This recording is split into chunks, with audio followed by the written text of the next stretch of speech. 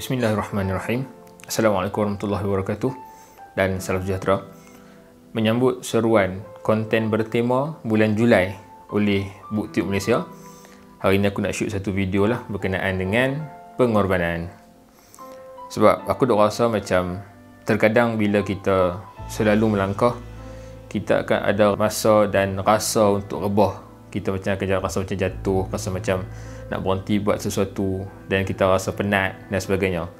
Sebab apa, bila kita tengok balik lumrah pembaca, bila kita baca buku, kita mula dengan beli buku. Beli buku dah ada pengorbanan. Kita kena korbankan duit, kita kena korbankan masa nak pergi bilik buku dekat kedai buku, kita kena ada masa nak, yalah, kita kena decide. Itu pun pengorbanan juga. Kita kena buat pilihan, kita nak ambil buku mana dan sebagainya. Beli buku dah jadi satu pengorbanan, kan? Lepas tu dia main pula, kita kena buat apa? Kita kena korbankan masa untuk baca buku tu. Kita korbankan masa. Lepas tu kalau orang yang tak ada komitmen banyak pun dia kena berkorban untuk diri dia sendiri, sebab dia korbankan masa daripada diri dia. Masa kita limited tiap hari. Allah Ta'ala bagi kat kita 24 jam je dalam satu hari. Lepas tu kalau kita hidup 60 tahun, 24 kali 365 kali 60, berapa ratus juta jam saja yang kita ada dalam 60 tahun tu. Tolak waktu kecil, kan? Dengan kepelbagaian tanggungjawab yang kita ada, kita kena berkorban masa dan sebagainya. Nak baca buku, okey, yang tu dah baca buku. Kalau kita pergi next level, orang yang buat review buku, orang yang membedah buku dan sebagainya, dia kena korbankan masa. Bukan setakat baca, dia kena korbankan jus minda dia untuk dia fikir, untuk dia berfikir, untuk dia analyse, scrutinize, criticize benda yang dia baca. So bila kita fikir balik, pengorbanan orang yang review buku ni pun satu benda yang besar yang kita tak boleh nak sia-siakan.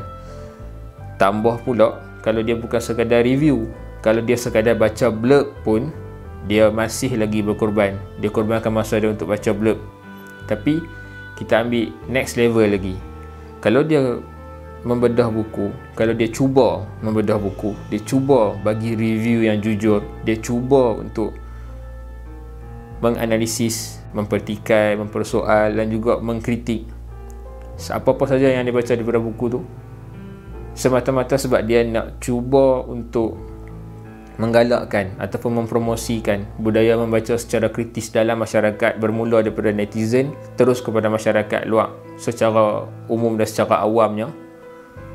Itu pun bagi aku pengorbanan dia lebih sikit, sebab dia nak kena gadaikan, dia kena korbankan masa baca, masa untuk berfikir, masa untuk shoot video apa semua ni pun ada dia kena korbankan masa, nak beli peralatan dan sebagainya. Tapi yang paling penting, terkadang dia kena korbankan ego dia sendiri bila dia menyebelah kepada pihak yang salah. Dia kena korbankan ego dia untuk kata, benda ni salah, walaupun sebenarnya pok yang salah tu pok yang dia sayang. Dia kena sebut, sebab ideologi yang salah daripada satu buku, contohnya daripada seorang penulis yang dia sayang penulis tu, dia suka penulis tu, tapi penulis tu tulis benda silap, dia kena sebut, kan? Dan dia kena korbankan ego bila dia baca satu buku penulis yang dia tak suka, berbeza ideologi dengan dia, tapi penulis tu cakap benda yang betul, jadi dia kena kata benda ni betul.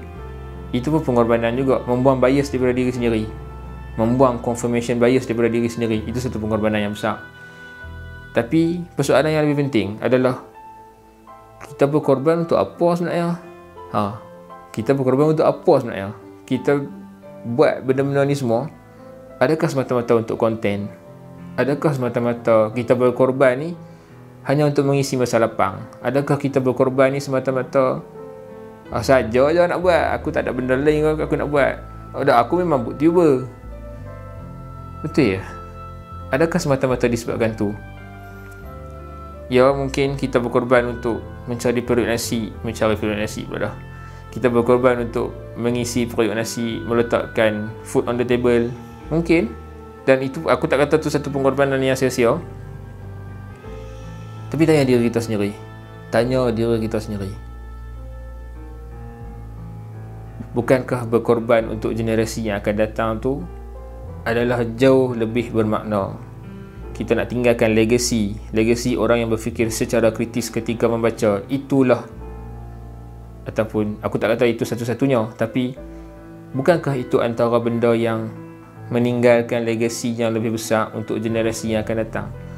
Bukankah itu pengorbanan yang jauh lebih besar? Okay.